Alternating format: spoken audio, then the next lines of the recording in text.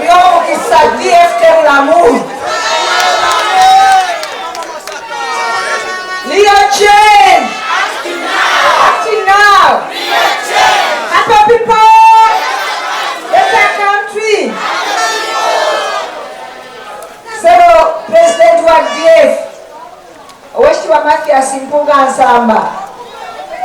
Dr. Bedi Wanika. Amalika wa Mgalatia. Meya. Mewakandesi wa Ferona. Abakulembeze b'ensikiriza ez'enjawulo. Tuli basanyufu okuba nammwe abantu b'Ekakunyu, abantu b'Ebukoto mwenna. Nga sinagenda wala Dr. Bedi nina kyentera okugamba era nkyetegereza. Abantu bano amazina ge batuzinira tegalimu bukuusa.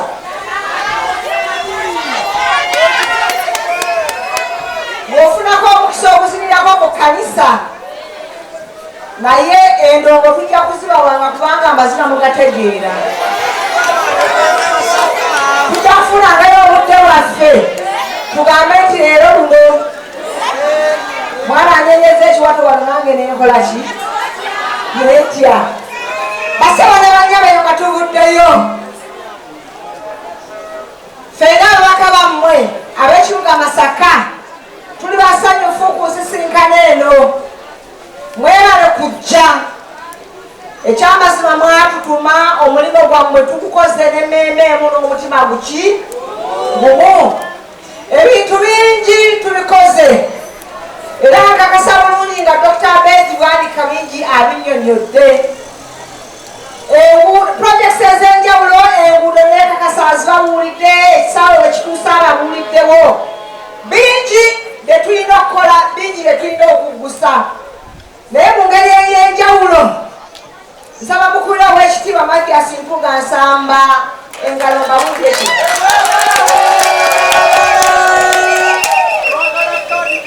Omubaka ono yatukubira kiro, twatambula kiro. Obukulembeze waliwo bwe bukusezesaako. Gavumenti eyina bw'eba ekola ensonga zaayo, ekola enteekateeka ey'emyaka 5 National Development Plan. Naye bwe yali egifulumya twamaliriza Masaka yali talina nnyo byanjawulo byefunye ku bigambo by'amakubo. Ekyo kibaleetedde mbabuulire ekkubo limu eryagenda mu National Development Plan eno nga twalitambulira lugendo ffe nga ttiimu yaffe y'ababaka. Lwe luguudo luno lwe mulaba wano luno lwe Kyabakuuza paka luddawa Kiwangala. Kyabakuuza Ndagwe si Kiwangala naye Ndagwe.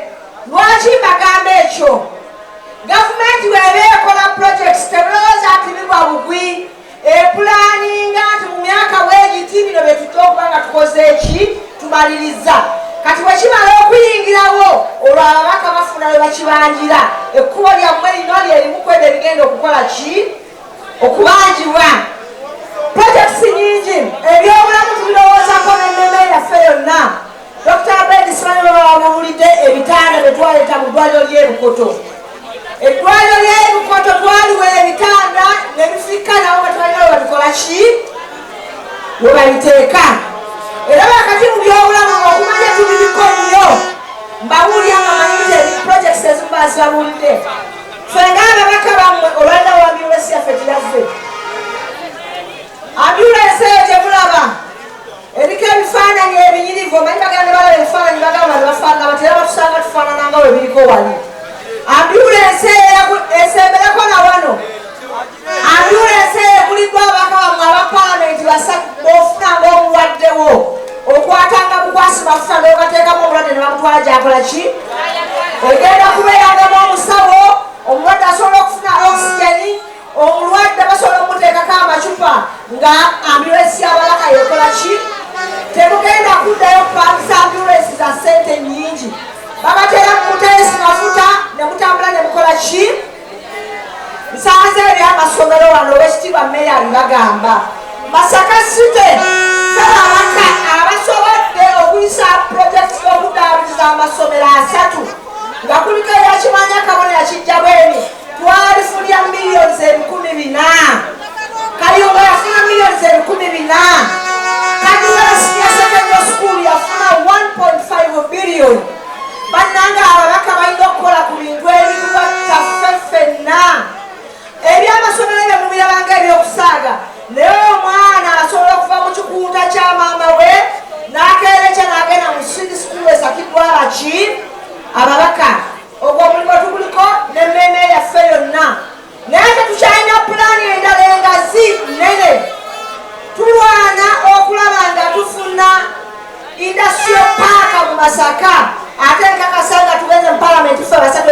ejja kugguka mukirabanga eyokusaaga naye ekimu ku bizibu bye tulina ebbula ly'emirimu mu baana baffe naddala abaki abavubuka ffenna ababaka wakati mu kulumirirwa abantu baffe tetubaamu kibiina ky'abafuzi ki tetubaamu mawanga tetubaamu ddiini n'olwekyo tukola n'emmeme yaffe yonna n'omutima gwaffe bonna wamu ensonga ezo tugenda ziyimirirako tulwaniridde ebyobugagga by'ekibuga bino Masaka akawo munkubire mu ngalo ez'omwanguka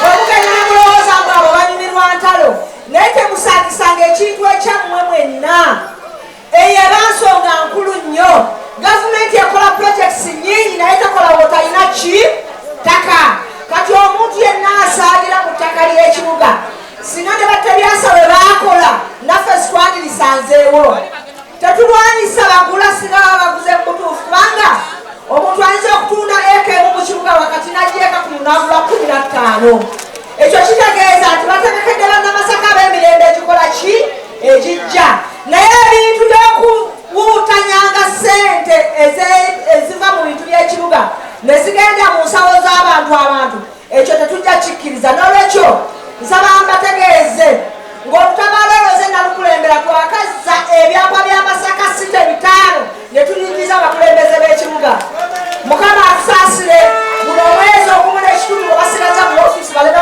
kuddamu kuyungutanya kubanga ku nsonga etulese obwekitibwa nnaku musana ebintu byetaagamu amazima byetaagamu obwesimbu bwe bakukwasa ekintu ky'abanno n'otakiyita kikyo ng'omuntu omu n'omanya okikuuma ku lw'abanno bonna ebintu bingi nnyo ate tukyayongera okubikola tugenda kulwana nnyo ssebo Dr. Bedwani Kasibani babulidde ku nsonga y'akatale Masaka si tetulina obutale bubiri naye bonna buli ngendo obukungwe kubanga bwazimbibwa era ekyali municipality nga bino ebitundu tibinakola ki tibinneeyongerako kimanya kabonera twekakasa waliwo ebitundu ebirina ebyamaguzi otukanga kabonera wali abantu balina ebintu ate batunda ebintu tugenda kulwana nnyo okulaba nti kimanya kabonera nga division efuna akatale ak'omuki ak'omulembe gavumenti ketaddemu ssente bannange ebintu bingi ate tukyeyongera okubikola twajja wano nga twasabira akalungu ambuleera naye wenjogerera tuli mu muti naye bannange bannaffe aba movement ne bannaffe aba opposition mulonde omuti mwaba opposition guno omuti gwe gujja okufunira emirembe mwatusindike wano naye gye mwatusindika temumanyiiyo naye ffe ebigenda maaso tubikola ki si buli kintu ndi bakikuba ku mmeeza naye emmeme gyakubaterekera nga muli mu muti aba movement bannaffe ffe tusobola okubagirayo ebintu ewa mukama wammwe kubanga abamu batya n'okubyogerako tiimu eno mpanguzi tiimu eno ekoze buli kyesobola n'olwekyo basebali bannyabo tubasaba akalulu akatiimu eno y'omuti mutuwa akalulu tuguse ebitanabakola ki ebitanabuka betukoze tubikoze ne betusuubira okukola tubikoze Ssaabasajja Kabaka awangaale